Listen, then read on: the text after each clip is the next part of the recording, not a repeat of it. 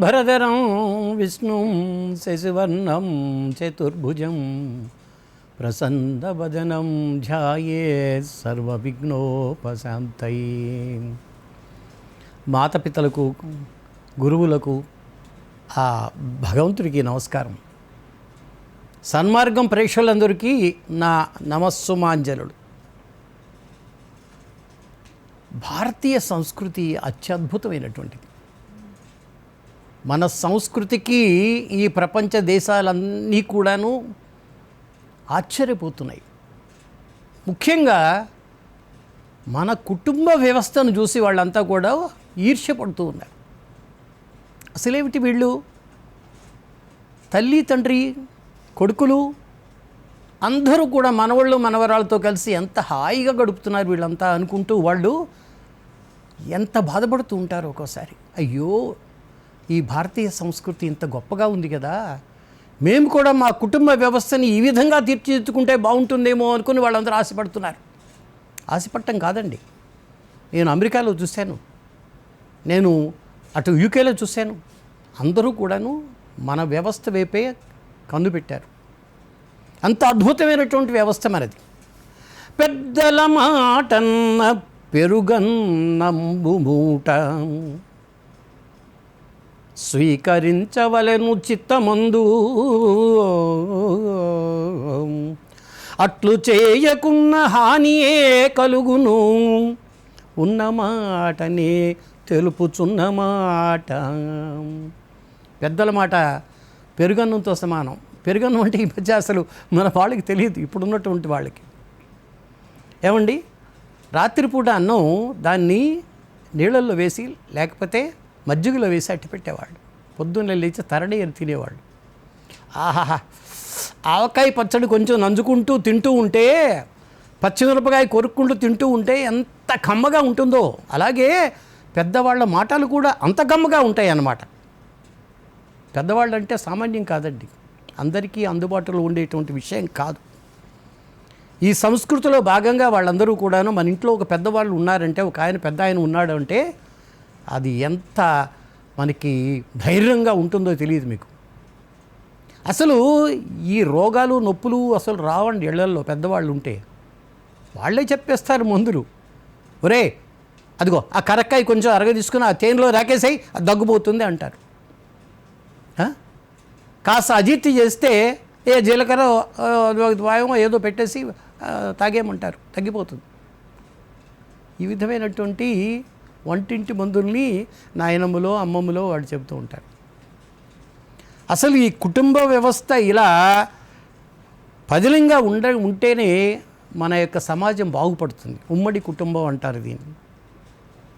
తల్లి తండ్రి, తాతయ్య అత్తయ్యో, లేకపోతే నానమ్మో అమ్మమ్మో అన్నయ్యో అక్క, వీళ్ళందరూ ఉంటే నిజానికి ఆ ఇంట్లో పిల్లలందరూ కూడాను ఎంతో క్రమశిక్షణతో పెరుగుతారండి.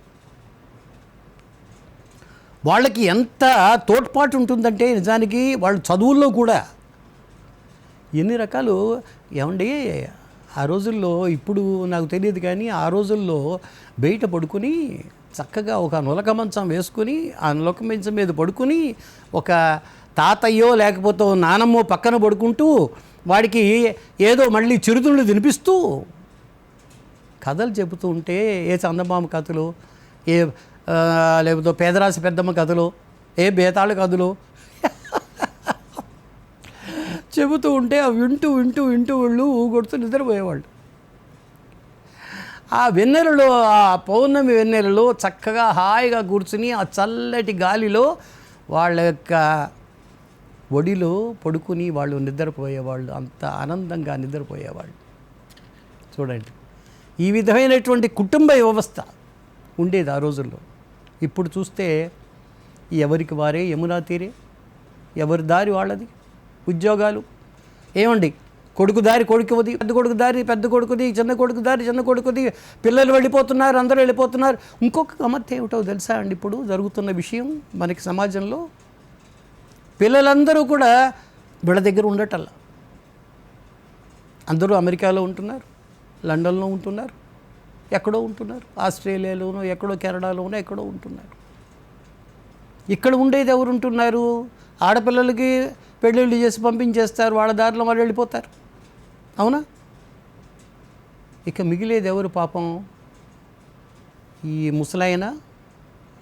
ఏమండి, నేను వృద్ధుణ్ణి అనుకోండి, అది వేరే విషయం.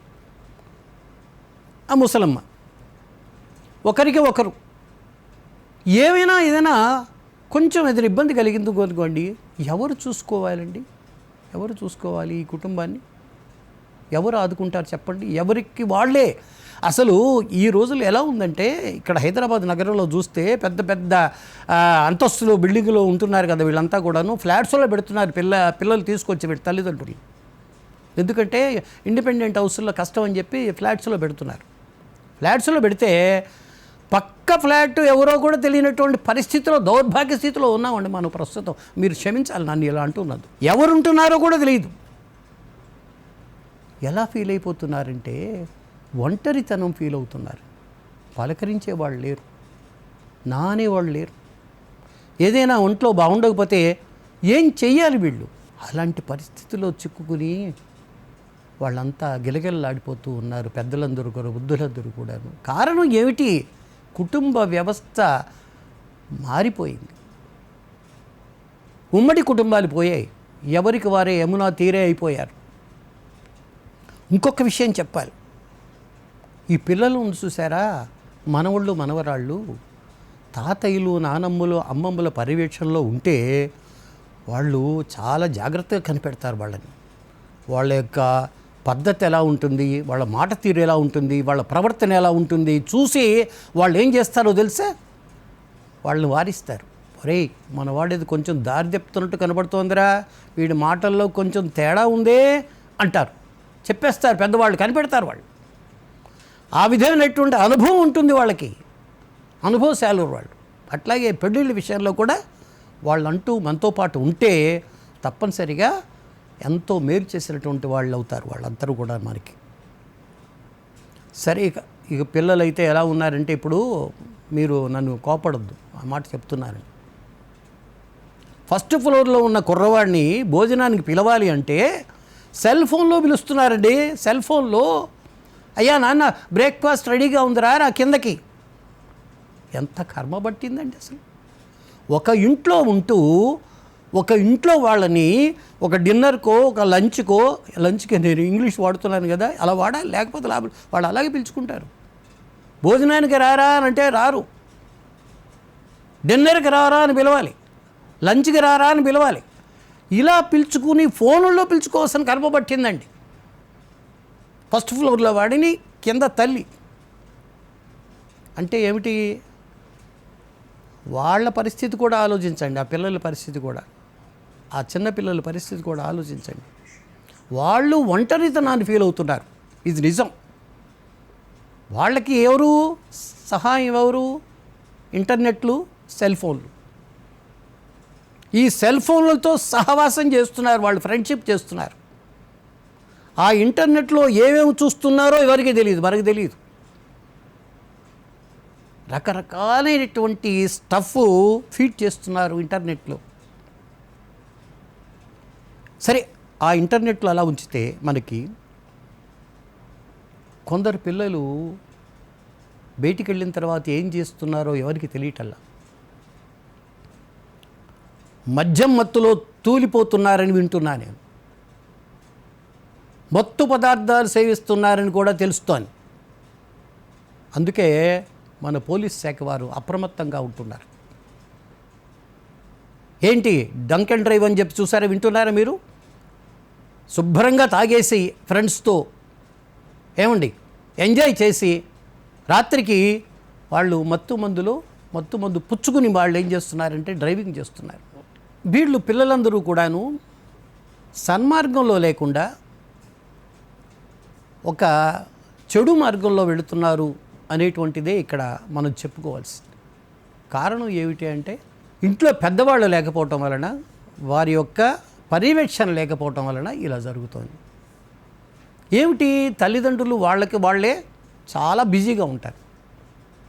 వాళ్ళ ఉద్యోగాలు, వాటి యొక్క కార్యక్రమాల్లోనే వాళ్ళు మునిగి తేలిపోతూ ఉంటారు.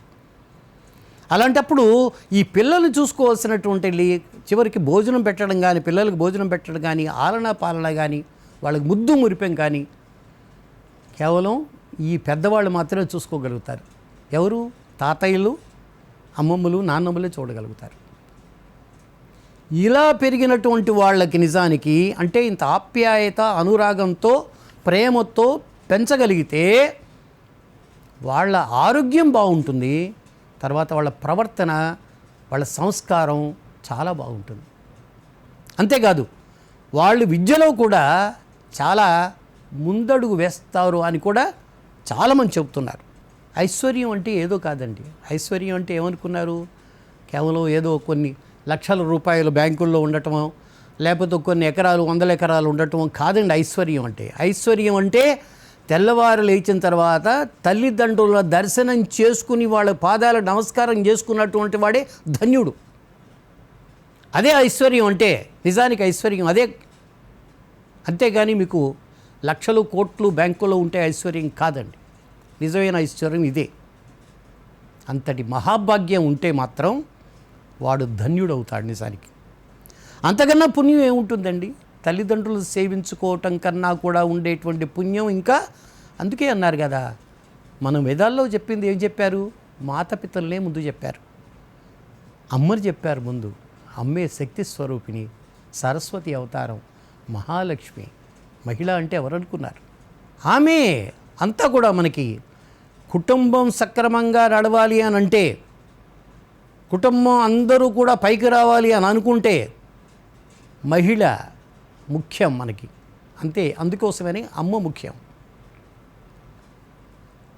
పిల్లలు సక్రమ మార్గంలో నడవాలి, సంస్కారంగా నడవాలి అని అంటే, చదువుల్లో రాణించాలి అని అంటే, వాళ్ళకి భయభక్తులు ఉండాలి అని అంటే తప్పనిసరిగా నాన్న యొక్క అదుపాజ్ఞలు ఉండాలి. కొంచెం శృతం ఇచ్చినప్పుడు ఏం చేస్తారు? ఒరే ఊరుకోరా, ఊరుకోవాడు, వాడే తిడతావెందుకు, ఆగు అని అప్పుడప్పుడు బ్రేకులు వేస్తూ ఉంటారు. ఇలా అంత ఆప్యాయంగాను అనురాగంతోనూ పెంచగలిగినప్పుడు ఏమవుతుందంటే, ఇంతే కాదండి, ఇంకొక విషయం కూడా చెప్పుకోవాలి ఇక్కడ మనం. కుటుంబ వ్యవస్థ గురించి చెప్పుకోవాలి అనుకున్నప్పుడు భార్యాభర్తల సంబంధాలు కూడా చెప్పుకోవాలి. ఈ రోజుల్లో ఎలా అయిపోయినాయి అంటే విషయాలంటే, వివాహం అనంటే ఏదో ఒక తంతుగా మారిపోయి. హిందూ వ్యవస్థలో, భారతదేశంలో ఒక్కసారి వివాహం చేసుకుంటే మన వ్యవస్థలో, హిందూ ధర్మంలో విడాకులు అనేటువంటి ప్రసక్తే లేదు. కానీ ఒకరికొకరు ప్రేమ, వాత్సల్యం, అనురాగం, ఆప్యాయత, ఈ అనుబంధాలు దూరం కావటానికి కారణం ఏమిటంటే కుటుంబ వ్యవస్థలో లోపం ఉందనే అనుకోవాలి మనం. పెద్దవాళ్ళ అదుపాజ్ఞలు లేకపోవటం వలన వాళ్ళ యొక్క కంట్రోల్, ఒక విధంగా అనుకోండి, కంట్రోల్ అనుకోండి, అది ఉండటం వలన వీళ్ళు ఏం చేస్తారంటే తప్పనిసరిగా వాళ్ళ అదుపులో వాళ్ళు ఉంటారు.